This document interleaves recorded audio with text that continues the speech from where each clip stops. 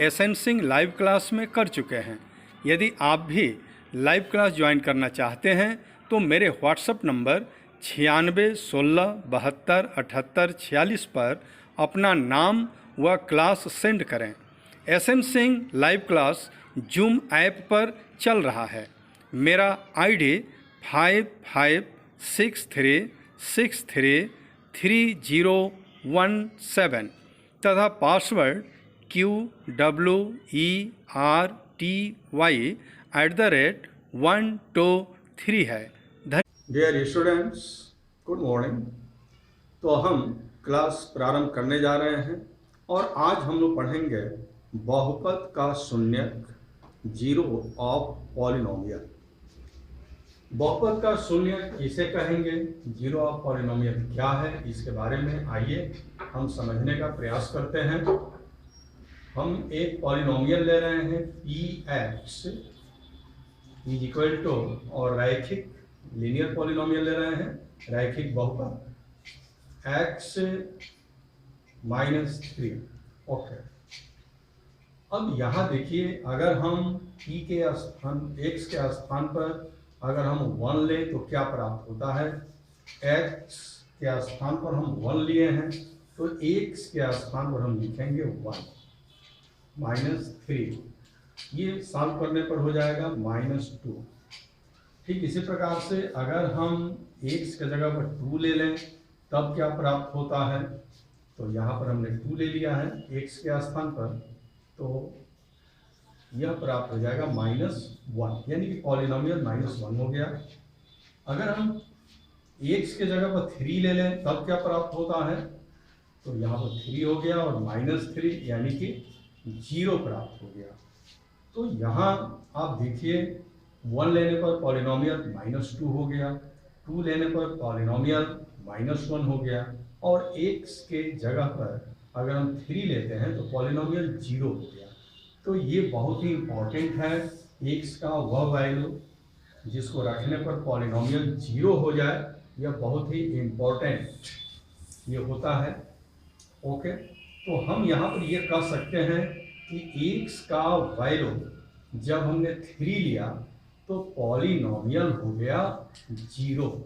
Okay, x का value 3 लेने पर पॉलिनोमियल 0 हो जाता है, यानी कि x का वैल्यू पॉलिनोमियल में हमने 3 लिया था, जो पॉलिनोमियल यहाँ पर दिया गया था, तो ये हो गया 0। तो अगर यहाँ पर पूछा जाएगा कि पॉलिनोमियल का 0 कौन है, तो जवाब होगा 3। जो पॉलिनोमियल दिया गया था x -3, इस पॉलिनोमियल का 0 क्या होगा। तो इस पॉलिनोमियल का 0 होगा 3। ओके, तो यहाँ जैसे कुछ अटपटा सा लगता है, क्योंकि 0 भी तो एक नंबर ही है। जब हम कहते हैं कि दिए गए पॉलिनोमियल का 0 क्या होगा, तो 0 भी एक नंबर है और आप जवाब देते हैं यहाँ पर 3, तो यहाँ थोड़ी सी असमंजस वाली स्थिति बन जाती है। वैसे पॉलिनोमियल मैंने तो बनाया नहीं, अगर मैं पॉलिनोमियल बनाया होता, ओके, तो मैं इसको 0 नहीं करता, मैं इसको हीरो करता। ओके, भाई हीरो किसे कहते हैं। आपने कुरुक्षेत्र की लड़ाई में देखा, वहां पर अर्जुन हीरो थे महाभारत का, जो कौरव पांडवों के बीच में युद्ध हुआ, उसका हीरो अर्जुन। उसी प्रकार से मतलब हीरो तो वो है ना जो किसी को टिकने ना दे, युद्ध के क्षेत्र में सबको 0 कर दे, वही क्या होता है, वो हीरो होता है। तो यहाँ पर जो पॉलिनोमियल x -3 दिया गया था, इस पॉलिनोमियल को 3 क्या कर रहा है, x का वैल्यू 3 इस पॉलिनोमियल को 0 कर दे रहा है। तो जो पॉलिनोमियल को 0 कर दे उसे 0 नहीं कहना चाहिए, उसे क्या कहना चाहिए, उसे हीरो कहना चाहिए। लेकिन पॉलिनोमियल मैंने तो दिया नहीं, और जिन लोगों ने पॉलिनोमियल को दिया उन लोगों ने हीरो नहीं कहा बल्कि 0 कहा। हो सकता है उनका कॉन्सेप्ट हो, जैसे सोना का काम करने वाले को सोनार कहते हैं और लोहा के काम करने वाले को लोहार कहते हैं। तो हो सकता है उसी कॉन्सेप्ट पर यह नाम दे दिया गया हो कि चूंकि x का ये वैल्यू पॉलिनोमियल को जीरो कर रहा है तो इसका नाम जीरो रख दिया गया। ठीक है, तो इसमें असमंजस की कोई बात नहीं है। जो गणित के जानकारों ने जो दिया उसको याद रखना है। महान व्यक्ति थे जिन्होंने इतने अच्छे गणित का जन्म दिया, पॉलिनोमियल। ओके, तो यहाँ आइए हम एक रैखिक बहुपद का व्यापक सूत्र हम लिखते हैं, जैसे P X is equal to A x plus B. ये व्यापक सूत्र है पॉलिनोमियल का। ओके, यहाँ ए के स्थान पर कोई नंबर होना चाहिए, बी के स्थान पर कोई नंबर होना चाहिए। ये प्लस है, यहाँ माइनस भी हो सकता है, और ये एक्स के स्थान पर केवल एक्स होगा, 1 पावर वाला। तभी हम कहेंगे कि यह पॉलिनोमियल लीनियर है, मतलब रैखिक बहुपद है। ओके, अब इसका जीरो निकालना है तो हम क्या करेंगे, पॉलिनोमियल को जीरो कर देंगे। तो यही तो पॉलिनोमियल है, इसको हमने कर दिया zero. Zero is equal to A x plus b. इसको ऐसे भी लिख सकते हैं, a x plus b equal zero. अब यहाँ ए एक्स इक्वल क्या हो जाएगा, ए एक्स इक्वल यहां पर हो जाएगा माइनस बी। ओके, तो एक्स इक्वल क्या होगा, एक्स इक्वल हो जाएगा माइनस बी अपॉन ए। यानी कि जो माइनस बी अपॉन ए है ये पॉलिनोमियल का हीरो नहीं, जीरो है। ओके, तो माइनस, इसको याद रखना है, एक्स का वैल्यू क्या हो, माइनस बी अपॉन ए हो, तो इसको हम कहेंगे कि यह पॉलिनोमियल का जीरो है। आइए कुछ और हम एग्जांपल्स यहाँ पर देखते हैं। जैसे एक पॉलिनोमियल यहाँ दिया हुआ है, P X is equal to 7x plus 5। अब यहाँ पर पूछा जा रहा है कि इस पॉलिनोमियल का जीरो क्या होगा। तो आप लिखिए x is equal to, minus चिन्ह अपने से डाल दीजिए, इसको पहले लिखिए ऊपर न्यूमरेटर में और इसको नीचे लिखिए डिनोमिनेटर में। तो -5/7 इसका जीरो हो गया। आइए चेक करके देखा जाए कि -5/7 अगर हम इसमें रखते हैं x के स्थान पर तो क्या पॉलिनोमियल जीरो हो जाता है। तो यहाँ पर देखिए 7 है।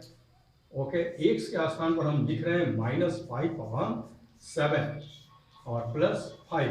तो 7 से 7 तो कैंसिल हो गया, तो बचेगा क्या यहाँ पर, -5 प्लस 5 यानी कि जीरो। तो आपने देखा कि इस पॉलिनोमियल में अगर हम -5/7x के स्थान पर रखते हैं, ठीक है, यहाँ पर हमने क्या रखा है, -5/7 रखा है, तो -5/7 रखने पर यह पॉलिनोमियल जीरो हो गया। तो हम कहेंगे कि -5/7 पॉलिनोमियल का जीरो है। ओके,